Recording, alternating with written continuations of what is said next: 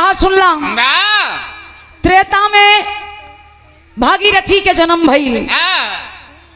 अरे यार हम सुनावे चलत बानी द्वापर से। द्वापर युग में 5 लड़का भइलन बिना बाप के।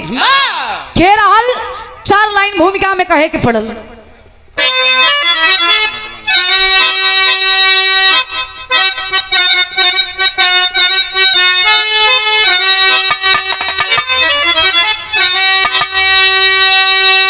एक दिन सत्यता सामने आती है,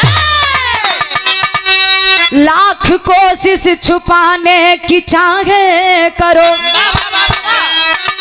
पाप और पुण्य तो चारों युग में हुआ, मगर झूठ से कुछ तो यारो डरो। कुछ हकीकत से पर्दा उठाया गया, कुछ हकीकत को बिल्कुल दबाया गया।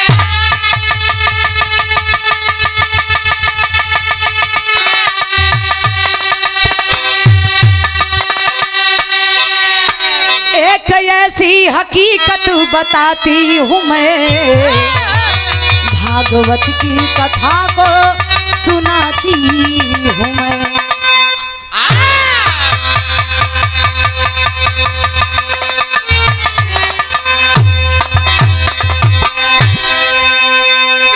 वेदन में भेद हम फिर बतावत बनी।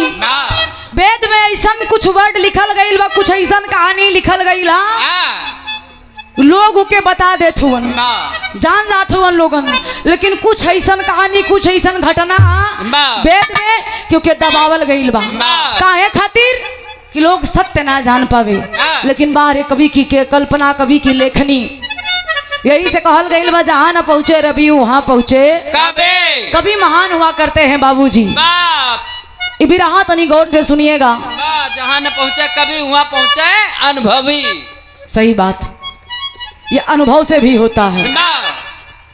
आदमी विचार करता है, मंथन करता है कि काम हुआ तो हुआ कैसे। अब पेड़े पे आमे के पेड़ है, ओ पे अमरूद फर जाए तो आदमी सोचबे करी ना कि आमे के पेड़े में अमरूद कैसे फरी, अमरूद के फल कैसे लगे। अगर वो आम का वृक्ष है तो उसमें आम का ही फल लगना चाहिए, अमरूद कहाँ से आई।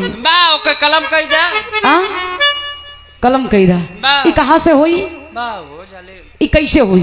अनुभव से आदमी पढ़ी जानी रिसर्च करी तब समझ में आई। तो वैसे कभी भी होते हैं, वेदों को पढ़ते हैं, समझते हैं, सोचते हैं, तब जाके कहानियां हम जैसे कलाकारों के माध्यम से, बिरहा के माध्यम से आप लोगों के बीच में हम लोग परोसते हैं। लेकिन बिरहा में एक लाइन कव्वाली है गुरुजी, कैसे।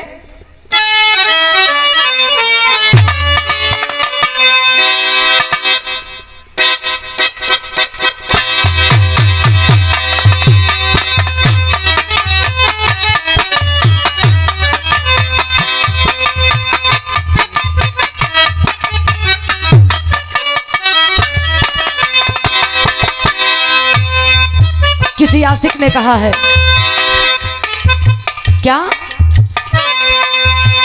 मेरी महबूब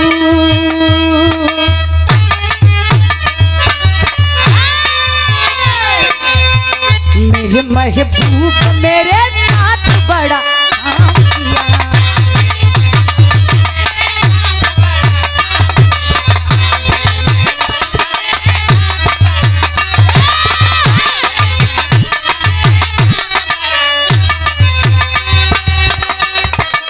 क्या बात है,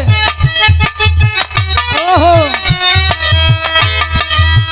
मेरे महबूब मेरे साथ बड़ा काम किया।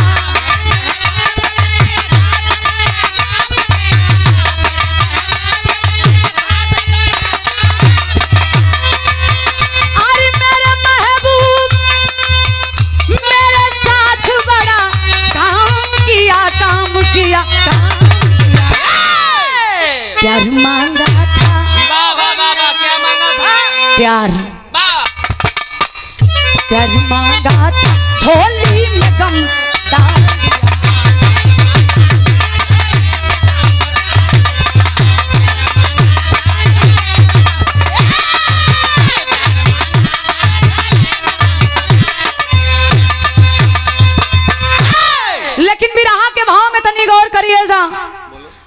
कवि जी बड़ी सुंदर लाइन लिख रहे हैं, कहा भैया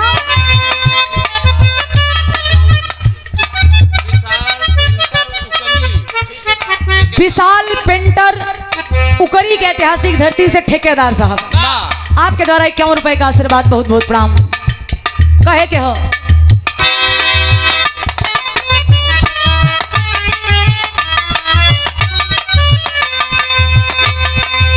हवा के साथ में मकरंद बहता है,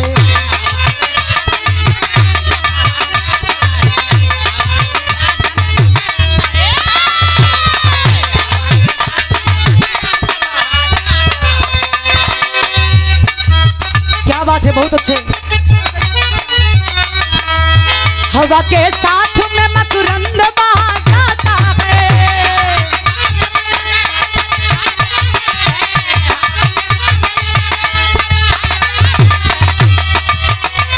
अरे हवा के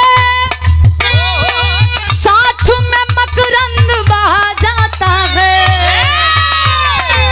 लिए या चल या चल में प्यार चाँद लुटा जाता है।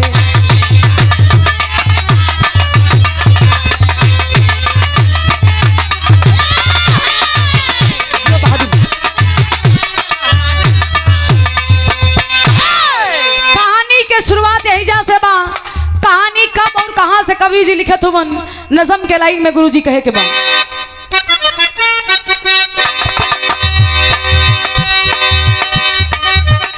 सही हो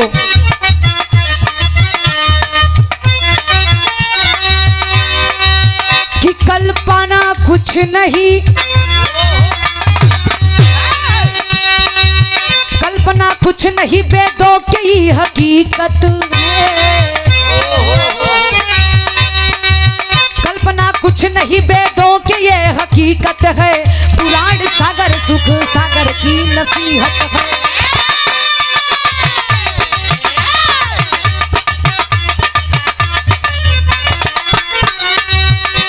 समय द्वापर का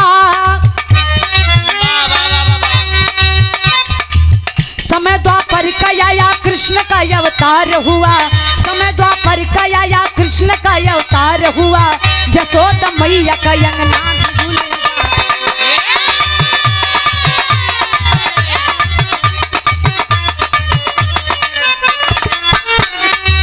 इधर कुंती का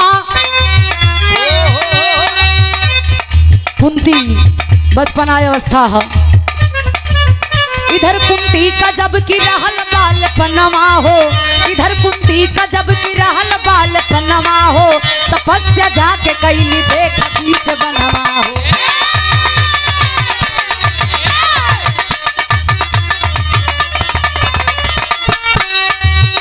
वही जंगल में कुंती मात्र 10 से 12 साल की उम्र, कुंती मतारी के बचपना रहे, 10 से 12 साल की उम्र है, जंगलवा में जाके तपस्या करे लगली, नादानी अज्ञानता के कारण घोर तपस्या कैली, तब प्रसन्न के भइल प्रकट दुर्वासा,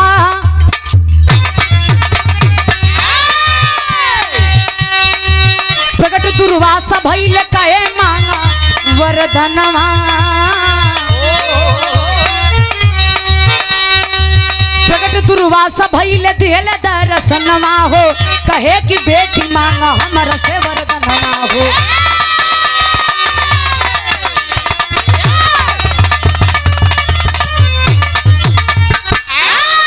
ए भैया बचपना में घोर तपस्या कुंती कैली, दुर्वासा ऋषि प्रकट भइलन, कहलन ए बेटी मैं तुम्हारी पूजा से तुम्हारी तपस्या से खुश हूँ, मांगो क्या वरदान चाहिए। देखा इंसान जब ना समझ रहेला तो गलती कर देला।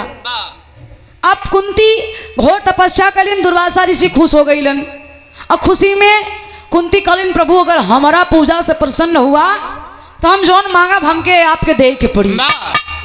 दुर्वासा ऋषि कलन काहे ना, तू जवन मंगू तो के मिली। कुंती मंगलिन का भैया बिरहा में एक लाइन तरज है, हमरे दरोगा भैया कहाँ गईलन, वो गईलन का लगा था बड़ी पुरान तर्ज बा। ई कबो कबो माई बहन गीत के गावेली कैसे।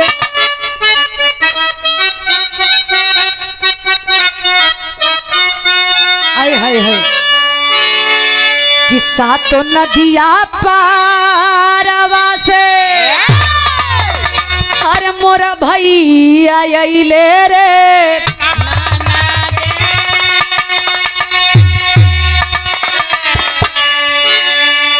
कि मोरा भैया अइले रे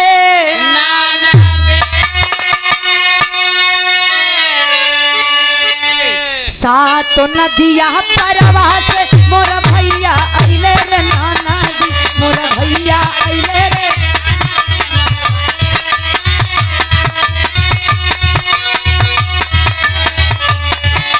सातो नदिया परवा से मोरा भैया अइले रे नाना दी मोरा भैया अइले रे नाना दी ता बहुना ही बाबा दी दवा अइले रे छोटकी नाना दी।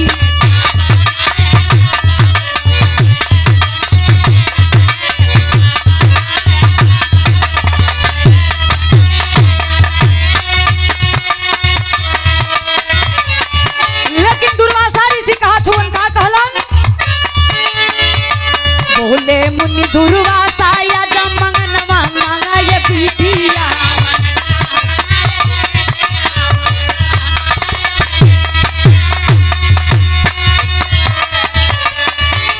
बोले मुनि दुर्वासा या जमंगनवा मांगा ये बिटिया मंगनवा मांगा ये बिटिया दामन मंगू दे भैया मांगा ये बिटिया।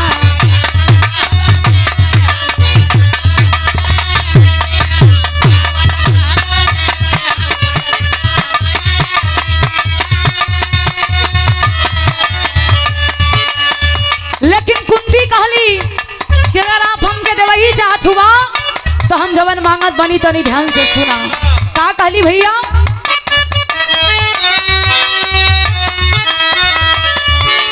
बोली कुंती जे के चाही समनवा आवई मुनि जी समनवा आवई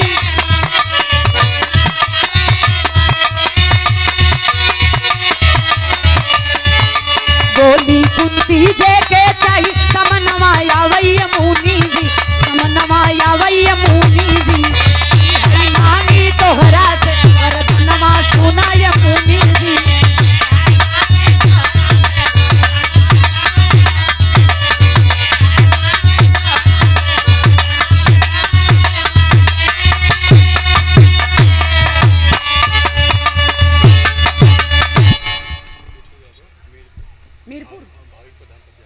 सम्मानित बड़े भैया गुड्डू यादव मीरपुर भाभी प्रधान पद के प्रत्याशी 100 रुपए का आशीर्वाद बहुत बहुत प्रणाम आशीर्वाद के चाह रही उपस्थित जनता जनार्दन के 100 रुपए पहले की प्रणाम आशीर्वाद के कामना है। ए भैया कुंती दुर्वासा ऋषि से वरदान मांग लेली। दुर्वासा ऋषि कलन यो मस्त जैसन चाबू वैसन होखी। दुर्वासा ऋषि वरदान दे के चल गई लेकिन कुंती के विश्वास नहीं बा। कुंती कहली हम कैसे मानी कि इनकर वरदान सत्य है। उ लगली सूर्य देवता के याद करे और जब सूर्य देवता के याद कैली बाबू वरदान सत्य हो गई। जैसे सूर्य देवता के याद कैली सूर्य देवता सामने प्रकट हो गई। और जब सूर्य देवता सामने अलन हे बाबू सूर्य भगवान के तेज से कुंती के गर्भ हो गई। सोचा 12 से 14 साल के है कुंती। सूर्य भगवान के तेज से कुंती के गर्भ भइल बा। और जब कुंती के गर्भ भइल तो कुंती पेट के तरफ अपने देखा था। अरे बाप रे बाप पसीना छूटे लगल कि हम इतनी बड़ी गलती कर देली। अब लगली रोवे गावे तो भइल का भैया एक लाइन तरज हो।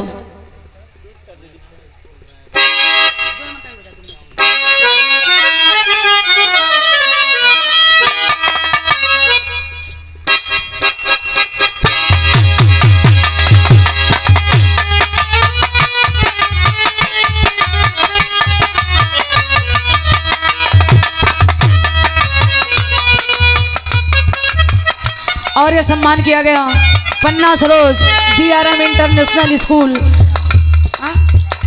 अच्छा उनके ड्राइवर साहब बहुत सारा रुपया के आशीर्वाद बहुत बहुत प्रणाम आशीर्वाद के चाह रही। गीत कौन है गुरुजी?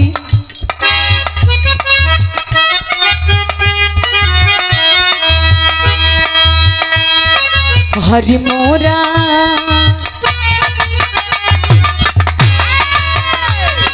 हरि मोरा कुंवरा कन्हैया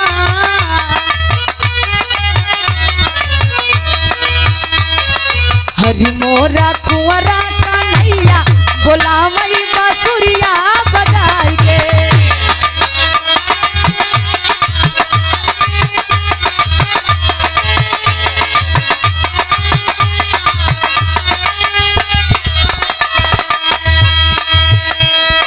लेकिन हे भैया बिना बियाहे के कुंती गर्भावस्था में है।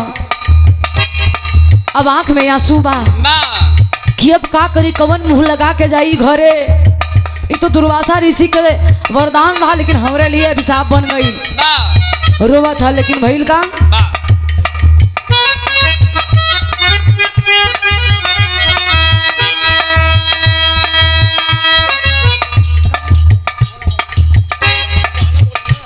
आई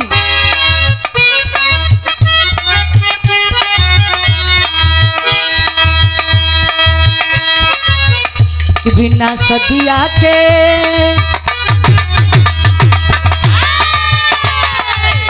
बिना सदिया के ललना खेलाई कहाई है माई कुंती।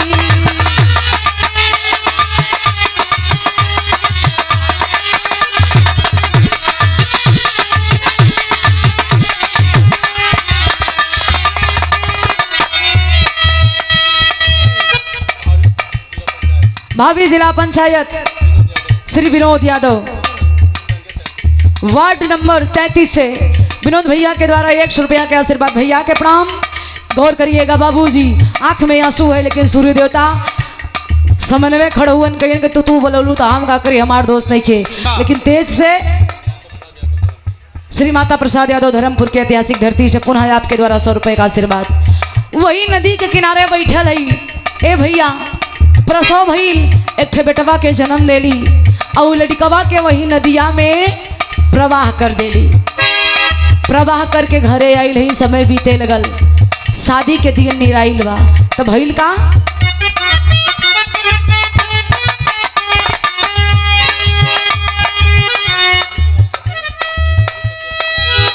अमित लाल पटेल बीडीसी प्रत्याशी धर्मपुर के ऐतिहासिक धरती से 100 रुपया के आशीर्वाद। बहुत बहुत प्रणाम। कहे के हका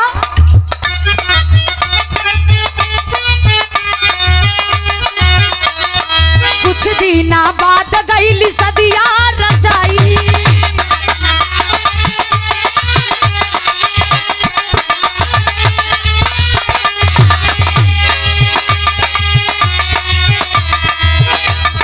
बन के दुल्हन कुंती ससुरा में आई।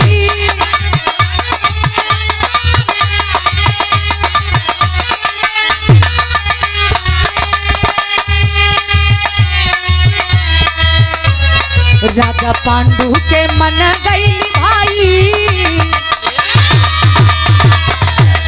पांडु के मन गई भाई कहाई है नाई कुंती।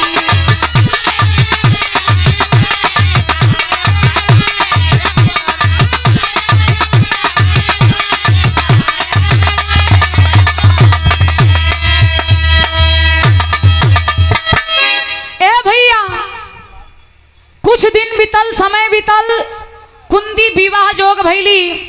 कुंती के विवाह राजा पांडु से भइल। राजा पांडु के घर में कुंती दुल्हन बन के आइल बाड़ी।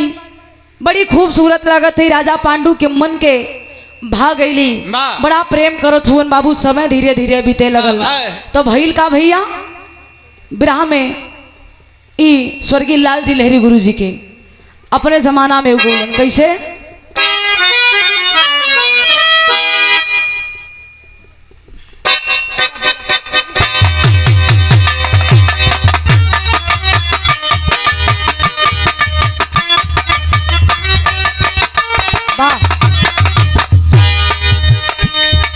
उड़त चिड़ैया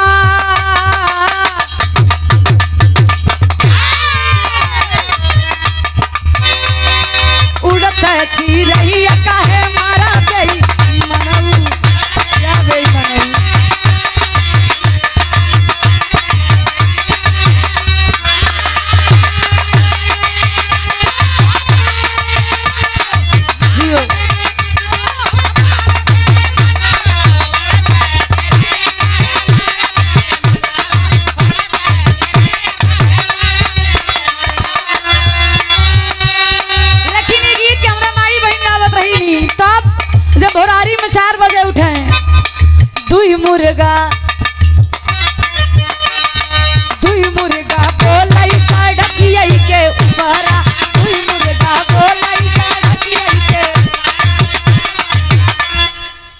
तब गई जब भोरारी 4 बजे उठ के गेहूं पीसे तब गावत रहे।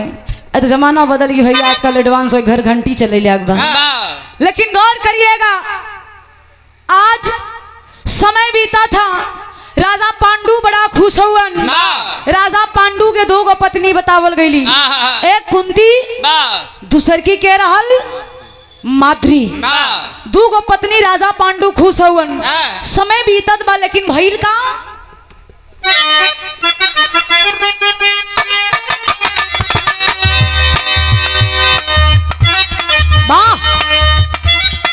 कुंती और माद्री दुई ठहरली गुजरिया।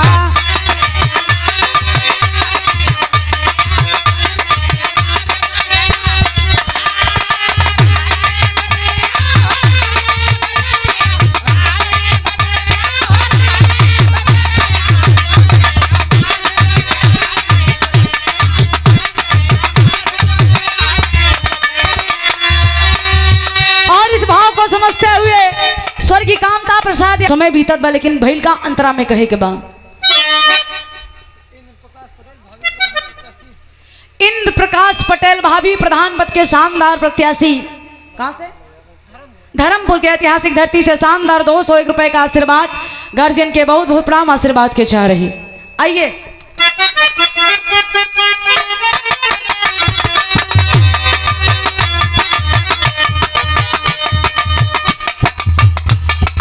राजा पांडु लेके चलल हुआ दोनों रानी के। कहा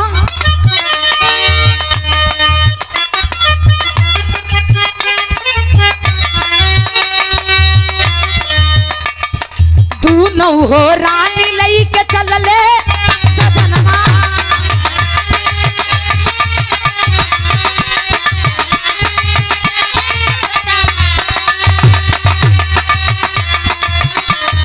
खेले शिकार राजा देख बीच बनवा।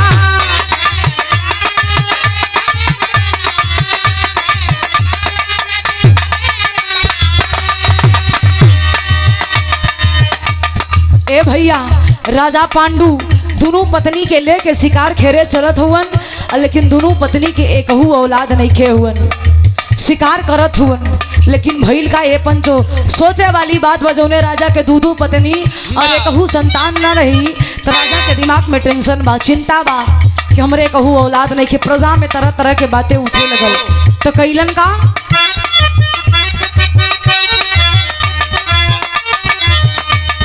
सुनी हो तू नऊ के रहली अचरिया।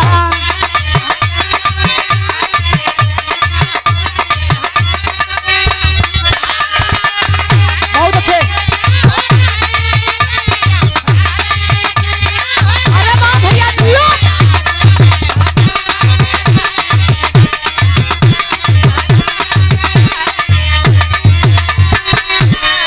शिकार करत हुवन, दिमाग में टेंशन हो, चिंता बा। तबले वही जंगल से ठे आवाज आइल बा। वो अवजिया के राजा जब अपने कनवा में सुनलन तो उनके लगन लागत था कोनो हिरन के आवाज है। आओ न देखलन ताओ देखलन बाबू, अपन धनुष बाल उठा लेलन। अच्छा लोलन तिरिया तब भइल का भैया कहे के पड़ल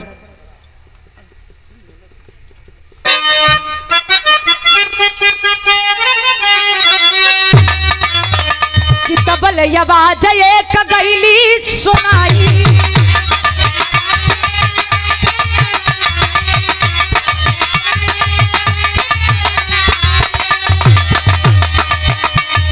हिरना के जानी राजा बनवा चलाई।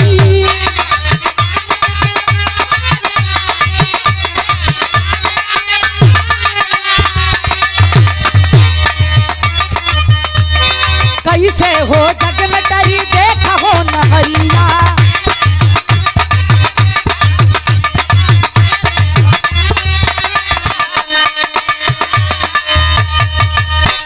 ए भैया, हिरन के समझ के राजा पांडु बाण चला देलन। जब बनवा गईल बा तब भइल का भैया एक घटना घटल। कैसे? इलाहाबादी भाव हम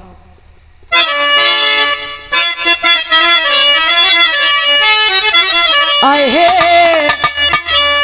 गीत के स्वर्गीय राम आधार गुरु जी गावे कुछ गवैया बताओ दिन कह दे गुरु जी गौरे, लेकिन सबसे पहले गीत के स्वर्गीय राम आधार गुरु जी झूसी प्रयागराज की धरती से गीत के गौलन कैसे भैया। अरे राम झकोरा मारई झूलनी,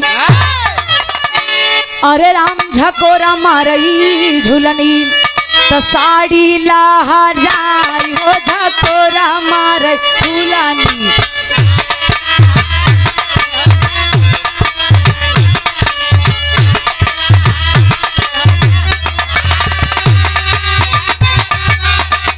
वाह भैया जिया बहादुर।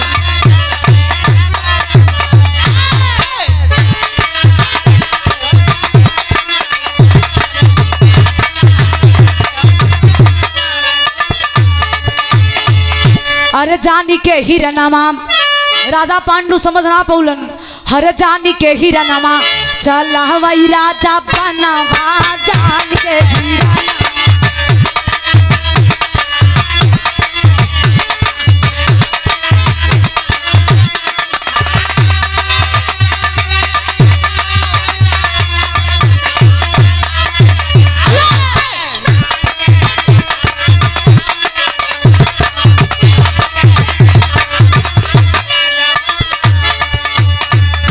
अरे हीरा ना समझी राजा बनावा चला,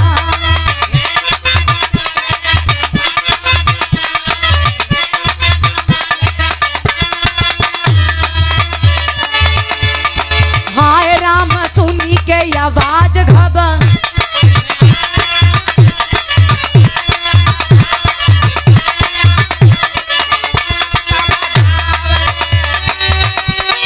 पहुंचे राजा रानी,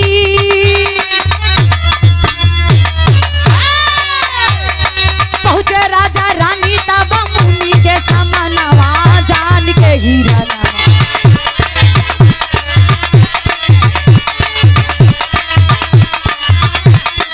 जियो जियो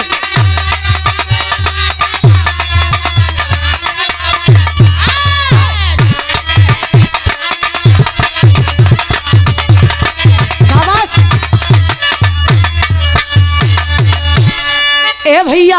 हिरना के समझ के राजा पांडु तीर चला देलन, जाके तिरिया लगल के किंदिम ऋषि के जैसे तीर लगल ए बाबू आवाज आइल बा हाय राम के। राजा आवाज सुनलन, आवाज कर गई हमरा से तो बड़ा बहुत बड़ी गलती भइल है। रानी कहले ने राजा कोनो हिरन के नाम बल्कि कोनो मानव के तीर लगल है। रानी राजा दौड़ के तीनों प्राणी जब आइल हुवन देखत हुवन किंदिम ऋषि धरती पे गिरल हुवन, बाण लगल बा सीना में। जब राजा के सामने किंदिम ऋषि देखलन तो क्रोध में आ गइलन, क्रोध में आके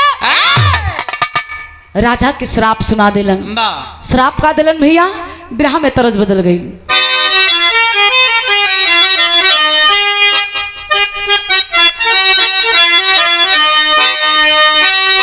वह दर्जा ये गीत के स्वर्गीय राम के उस्ताद अपने समय में गौलन का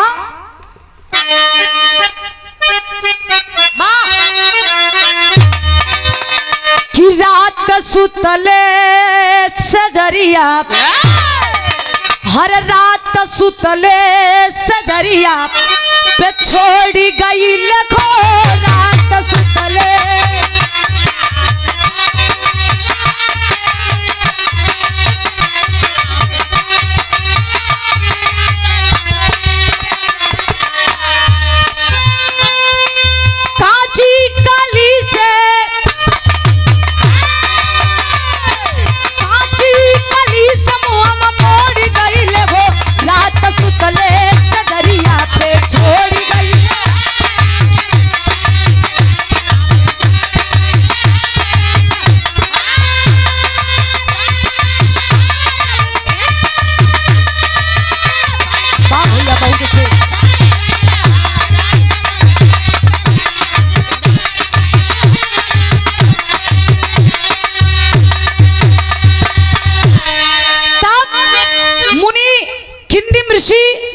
सीना में तीर लगल हा, क्रोध में जाके बाबू राजा पांडु के श्राप दे दिलन। अरे राजन, तुम्हें अपनी वीरता पे बड़ा घमंड है ना, अपने पुरुषार्थ पे बड़ा घमंड है।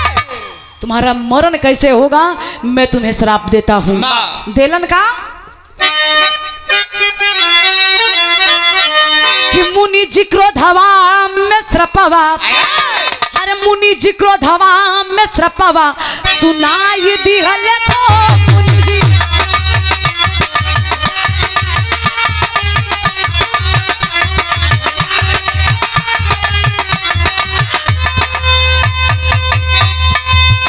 कैसे होई है मरनवा, कैसे होई है मरनवा सुनाई दिहल को मुनि जी क्रोधवा में श्रपवा सुनाई दिहल को मुनि जी।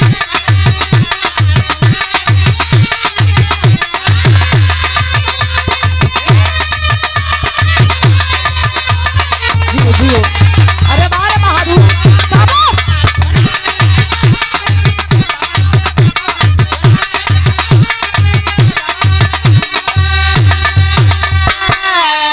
कौन है राजन, तोरे पास दूगो पत्नी है ना, लेकिन संतान के सुख ना मिलल बा।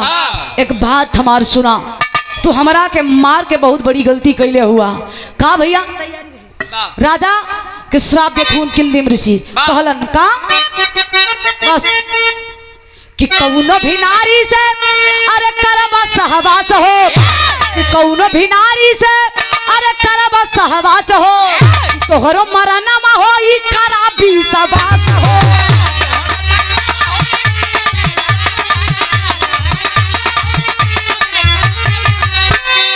ये तन कहते हो प्रणवा, ये कहते हो प्रणवा का महल मुनि जी को भगवान ने श्रपवा।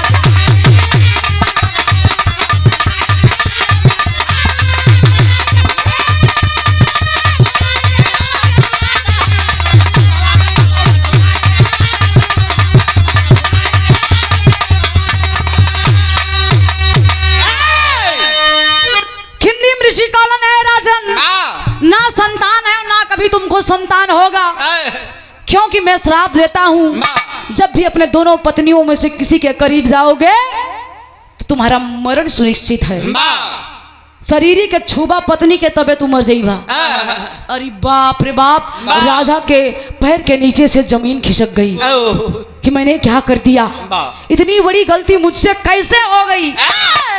राजा चिंता हुआ तब तक कितने में बाबूजी किंदिम ऋषि अपन प्राण के गवा देलन। ए भैया, पहले के जमाना में मुनि ऋषि के दिया हुआ श्राप कबो मिथ्या ना जात रहे। अब समय बीते लगल, राजा के चिंता बा, डर के मारे श्रपवा के डर के मारे कहूँ पत्नी के करीब ना जात हुवन। खूबसूरत दोनों पत्नी, ना कुंती खूबसूरती में कम ना माधुरी, एक से बढ़ के एक खूबसूरत, लेकिन डर के मारे केहू के नजदीक ना जात हुवन। समय बीते लगल तो टेरी में कहे के पड़ल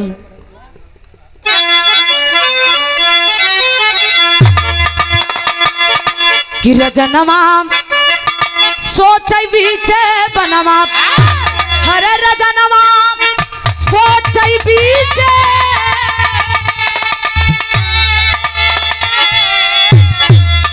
अरे रजनमा सोचै बीचे बनवा, तो मिथ्या श्राप न होई है कैसे होई ललनवा यरना ललनवा यरना।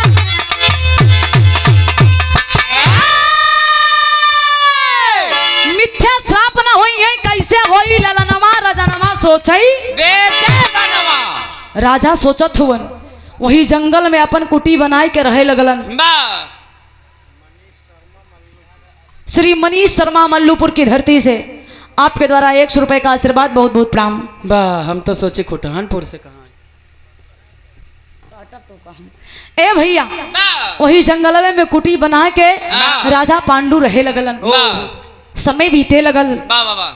एक दिन वही जंगलवा में एक टोली दिखाई देलस। उ केकर टोली रहल, पापट में कहे के पड़ा।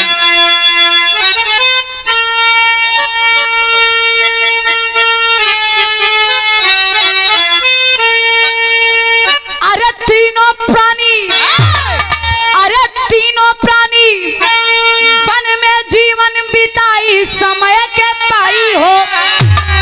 अरे तीनों प्राणी वन में जीवन बिताई समय के पाई हो। तो एक दिन साधु टोली गवा दिखाई समय के पाई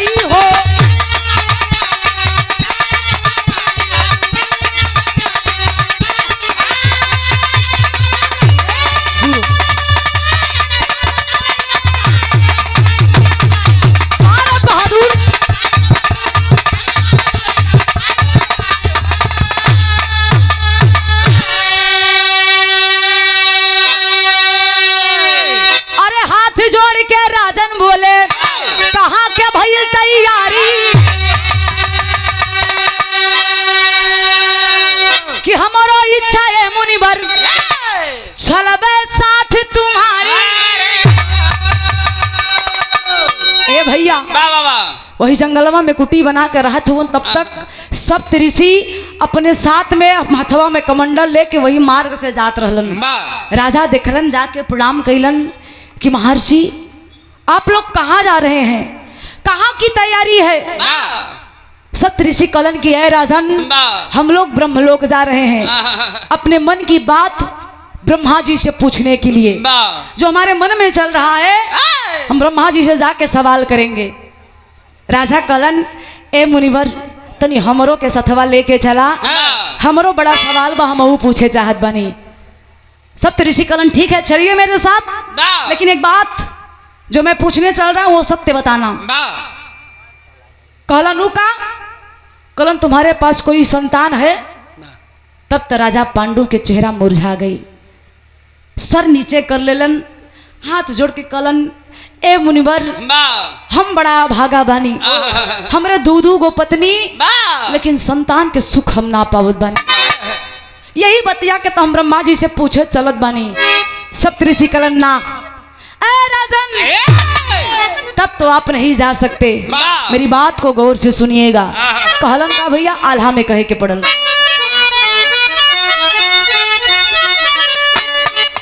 और ये देखें फिर से वही छाया हुआ नाम युवा प्रथा कहे के बाका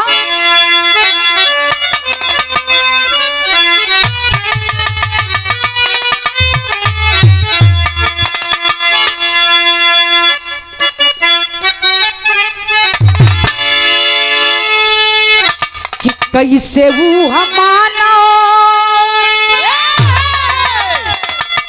कैसे वो हमानो जाई जकर ना ललना भैया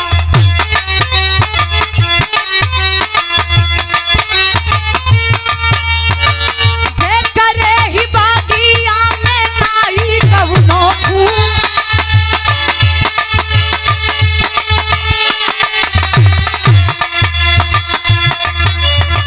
झंखेला जरानी तब सुनी के बदनिया बाबू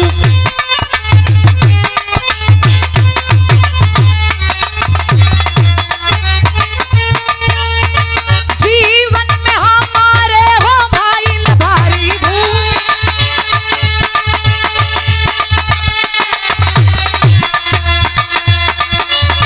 दुई दुई रनिया जे करे साथवा में बाती बाबू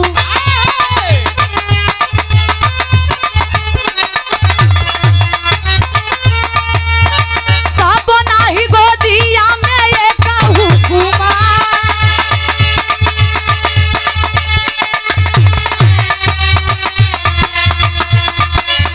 दुर्वा सवाली बतिया उनकी बतवली भैया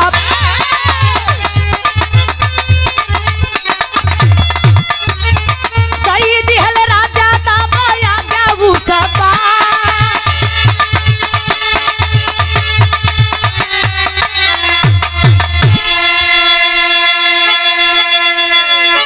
अच्छा एक बात आपो लोग जानत हुआ लेकिन केहू केहू से कहे ना चाहता।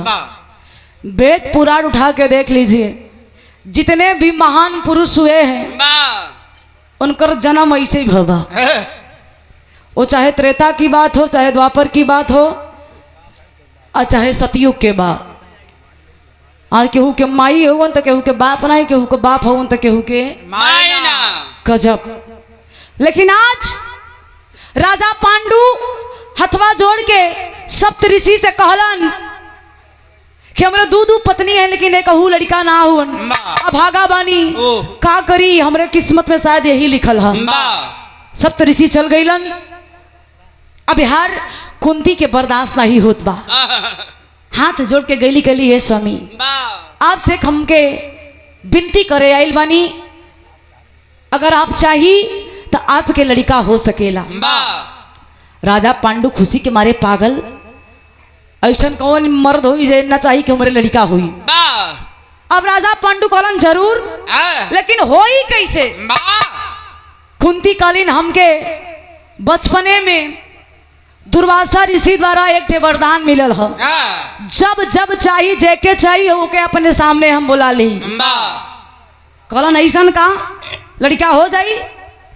कुंती काली हाँ, बस आपके आज्ञा के जरूरत बा। देखा राजा पांडु अपने माथे के कलंक मिटावे खातिर कुंती के आज्ञा दे देलन। अगर ये बतिया हमरे राज्य में पता चल जाई कि राजा पांडु के कहू संतान ना हुआ, इनके कबो लड़का ना हुई तो लोग हमके गंदी निगाह से देखिए, तरह तरह की बातें प्रजा में होगी। आज्ञा दे देलन कि हमार वंशज कैसे बढ़ी, हमार वंश कैसे बढ़ी, दे देलन आज्ञा। आज्ञा पा के कुंती कैलन का भैया आल्हा बदल गई।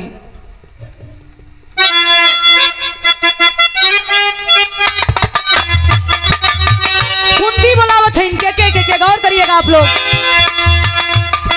धर्म वायु इंद्र के हो कुंती बोलावाली,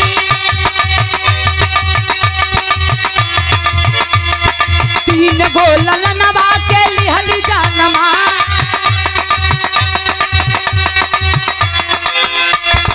धर्म से युधिष्ठिर वायु सभी,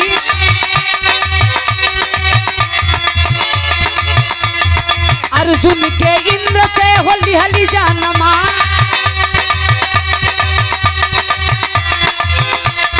अश्वनी कुमार के हो माद्री बोलावाली,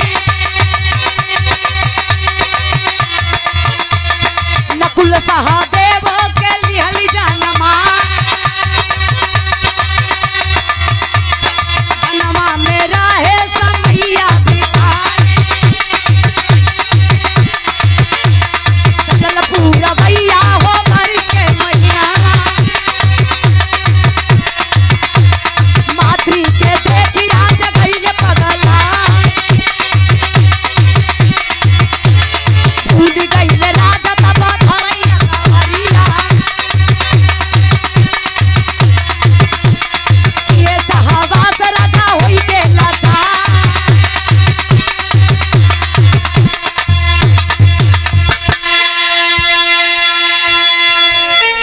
गौर करिएगा, माई कुंती दुर्वासा ऋषि के वरदान के अनुसार 3 जने के बोलौली। के धर्म वायु इंद्र के 3 गो लड़का जन्मौली। धर्म से धर्मराज युधिष्ठिर, इंद्र से अर्जुन, वायु से भीम। 3 लड़का जन्म हो गई भैया। अब यार माद्री बैठल कली हे दीदी तो वही ना हमारा मन करता, हमारो मन करता हम माई बन जाई। कली तू कैसे बनमू, कली जैसे तोके वरदान बा वैसे हमहू के वरदान हम। कली तब कली हमहू चलत बानी बोलावे एक जने के। वो बोलौली अश्वनी कुमार के। अश्वनी कुमार से 2 गो लड़का जन्म लेलन। के नकुल सहदेव भैलन कितना 5 गो लड़का बिना बाप के। बाप के भले नाम पड़ा लेकिन कर सक बाप के रहा। धर्म वायु इंद्र अश्वनी कुमार। 5 गो लड़का जन्मा के समय बीते लगल। अब राजा पांडु बाप बन गए नाल बाप फुला के जंगले में लगन सैर करई। कहन हम एक लड़का के नहीं 5 मास बेटवा के बाप है। वो किंदिम ऋषि के श्राप जो रखे जानत बा कि हमार हन के दूसरे खाई, लेकिन नमवा तो हमारे रही। ए भैया बाप फुलावा थे, लेकिन एक दिन के बात था मौसम पुरवैया यही एकदम जम के बहात रहे। अब माद्री कोमल बदन खूबसूरती एकदम नाला मिसाल है। गोर शरीर, बारिश के हल्की हल्की बूंद शरीर पे पड़े लगल। राजा के मन 61-62 होए लगल। 61-62 का है भाई मास्टर साहब बताइए। 61-62 का है। बारे गुरुदेव हाथ जोड़त है। लड़का मत बर्बाद करो भाई, कोचिंग छोड़ दे। ए भैया अब राजा के मन में उफान उठे लगल। दूर से देखलन कलन अरे बाप रे बाप, बर्दाश्त ना कर पावत हुआ। कमर पे मटकी लिहे धीरे धीरे चाल से माद्री चला था, जैसे लगी कि कोनो हिरनी चला था। और पाँव में छागल के छम छम आवाज लगे कि करेजा पे बिजली गिरा दे। और काली काली लट आंख पे एकदम डाला लहरत रहे। माद्री हाथवास तनी से हटावे लगे कि शेरनी जैसन। एक आँख वाह हिरनी जैसन, वाह खूबसूरती में वाह राजा पांडु। माद्री कुंती से भी बढ़ के रहल। वाह राजा पांडु देखते पगला गईलन, भूल गईलन श्राप। वही वृक्ष के नीचे बैठल रहलन, वाह उठ के खड़ा हो गईलन। वाह। जब धीरे धीरे कदम माद्री के तरफ बढ़ावे लगलन तो माद्री बेचारी शर्म के मारे पीछे कदम हटा लेलस। तबले दौड़ा के पकड़ लेलन। अब माद्री तो समझा था कि श्राप लगल है। वाह। माद्री कहली ना स्वामी छोड़ दा, मत करा ईसन।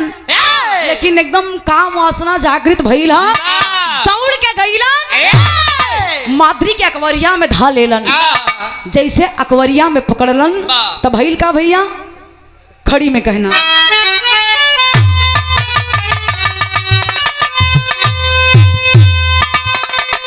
अरे करे सहवास, अरे करे सहवास, राजा सपवा भुलाई।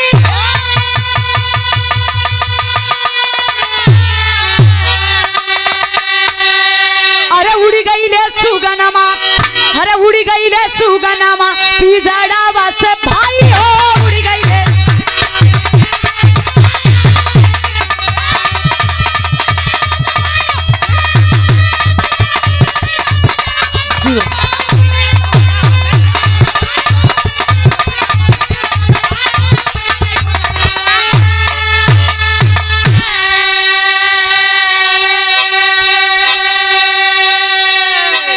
अरे श्रपवा के कारण भइले तब राजा के मरण।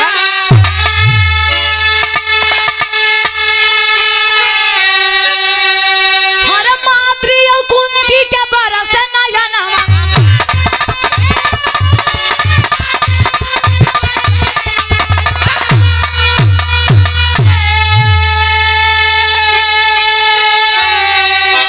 अरे सती भइली माद्री, अरे सती भइली माद्री, राजा संगवा में जाई।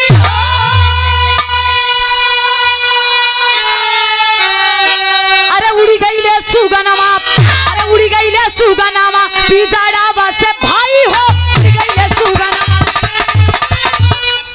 ए भैया गौर करिएगा, जब राजा पांडु माद्री के अपने अकवरिया में धैलन वही समय प्राण प्रखेरु उड़ गए। राजा पांडु धरती पे गिर गईलन, उनका मृत्यु हो गई। माद्री के बर्दाश्त ना भइल, माद्री वही राजा पांडु के रसिया पे गिर के रोवत और तड़पत बा। कुंती के खबर लगल, कुंती भैया ले पगला करके दोनों माद्री और कुंती रोवत बानी।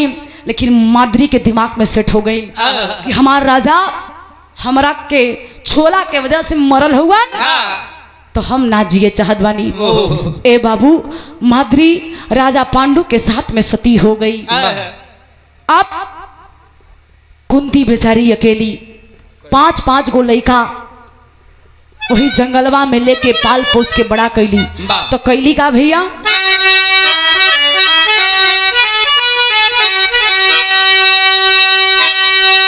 कि 5 लाल से कुंती तब करवाई पिंडदान।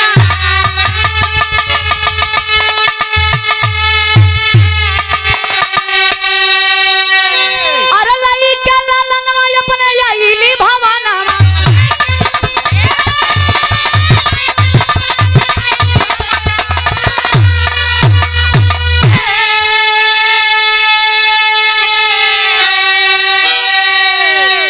ए भैया 5 पांडव जेके 5 पांडव के नाम से लोग जाने लन।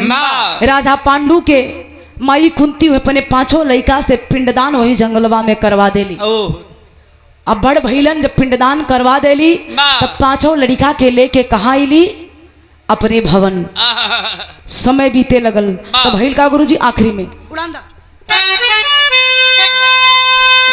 अरे वो है 5 पांडव, अरे वो है 5 पांडव जगन सारथी कान्हा।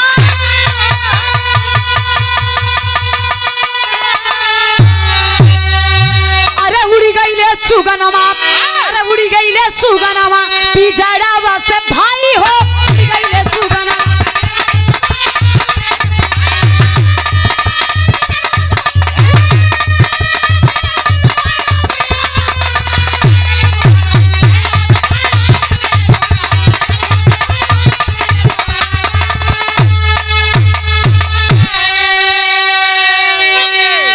भैया उहे 5 पांडव जेके कहेलन जेकर सारथी भगवान कन्हैया बनलन। तो लोग जनिया ना आज तक सब लोग ये कहलन कि अर्जुन नकुल सहदेव युधिष्ठिर भीम ई केकर बेटवा रहे ना, केकर बेटवा रहे ना, पांडव के। देखा अब वो दिमाग बहुत सेठ कहाँ 5 पांडव के बेटवा बहन राजा पांडु के लड़का ना रहलन। अब आप लोग समझाई वेद है ई कुछ बात ई खातिर छुपावल गईल बा कि राजा महाराजाओं का मान हुआ करता था, सम्मान हुआ करता था। स्वर्गीय ए भैया बिरहा कैमरे कहानी के शीर्षक राजा पांडु के एक कहू संतान ना रहलन। बिरहा से यही निष्कर्ष निकला था कि राजा पांडु के संतान ना रहलन। 5 पांडवन के पिता के देवता आखिरी अंतिम में कहे के पड़ल।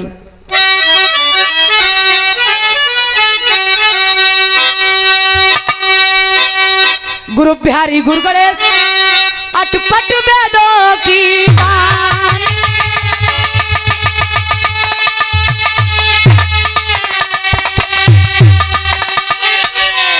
अरे विजयी लहुरी राजेश के साथ राज तिलक भय ज्ञानी हो।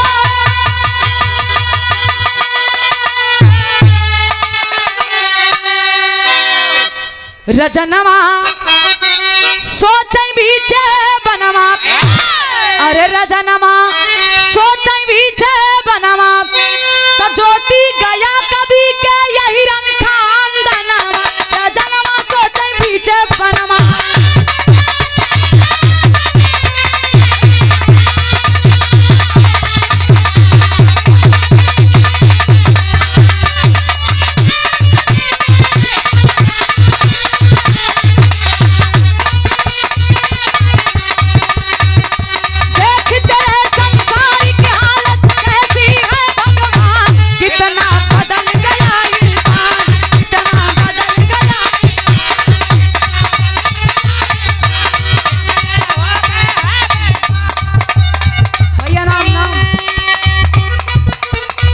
भाई अरे नाम बता दो दुनिया नाम खातिर मरत हो तो लगे बैठे रहे। बड़े भैया सुरेश यादव भैया की तरफ से शानदार 100 रुपए का आशीर्वाद बहुत बहुत प्रणाम।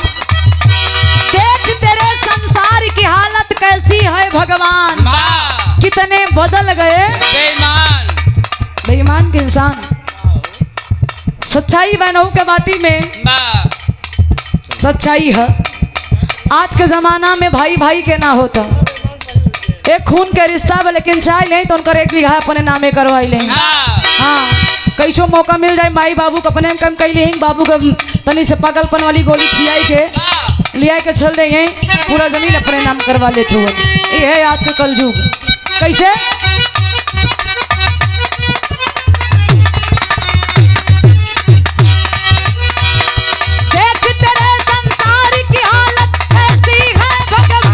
कितना बदल गया इंसान।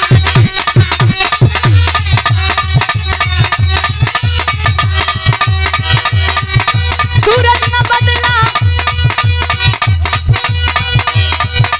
सूरज न बदला ना बदला इंसान कितना।